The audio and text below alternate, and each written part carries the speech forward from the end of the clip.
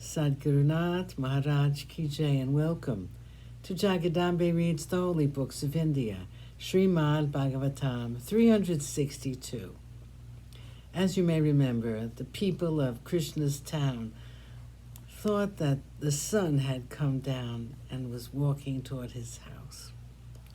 Krishna laughed at the ignorance of the people and said, "It is not the sun, it is Satyajit, wearing a jewel given to him by the sun." After showing the jewel to all his kinsmen, Satyajit took the jewel to his puja room and placed it in a sanctified place. The fame of the gem spread far and wide. It was said that there would be no famine nor poverty in the place where the jewel was worshipped.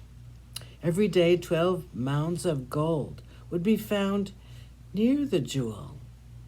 And Satyajit became very rich, and alongside he became very arrogant also. One day Krishna had been to the house of Satyajit. During the conversation, Krishna said, "It is said that the place where this jewel is placed will not have poverty, nor will there be famine in the country. It is said to avert accidental deaths and also diseases. The mind, I have been told, will always be tranquil, and bodily pains will not be felt. Evil portents will not be seen, nor will there be any deceit or theft. Considering all these, it is to my mind a good idea if you leave this gem with the king Ugrasena, so that the entire country will benefit by the grace of Surya, and not just you and your family." Satyajit had become too arrogant to let these words of Krishna have any influence on him. And again, he had become too fond of money. He laughed at Krishna and said, "This was given to me by Surya as a keepsake, as a token of our dear friendship. If you want a similar jewel, pray to him, and he may grant you one, who knows?" Krishna said nothing after that, and there the matter ended.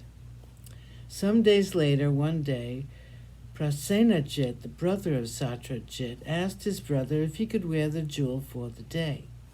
The brother agreed to it, and Prasenajit went out to hunt with the jewel on his neck. The sun had set, and still he had not come home.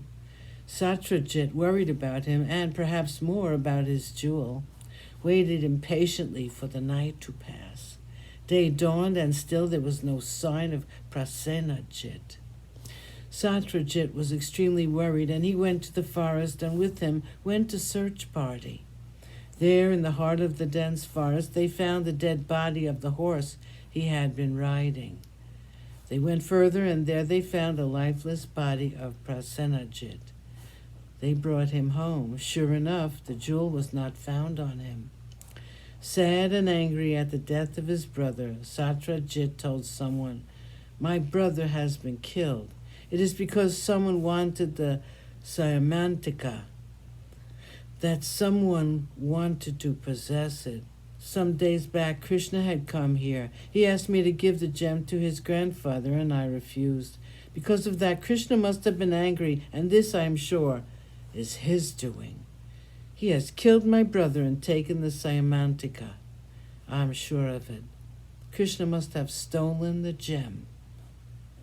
The accusation was passed on from lip to lip, and finally it reached the ears of Krishna.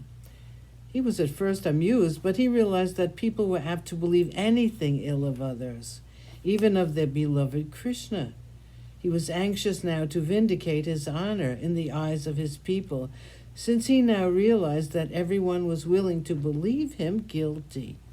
Krishna collected a crowd of his friends and went to the forest to find a clue to the death of Prasenajit. He went to the spot where Prasenajit was found dead. In their eagerness to take the body home, Satyajit and the others had not tried to look around and see what had happened. Krishna looked around, and near the spot where Prasenajit was found, he saw the tracks of a lion, and they were leading away from there. Sadgurunath Maharaj Ki Jai. Thank you for coming. I hope you come again.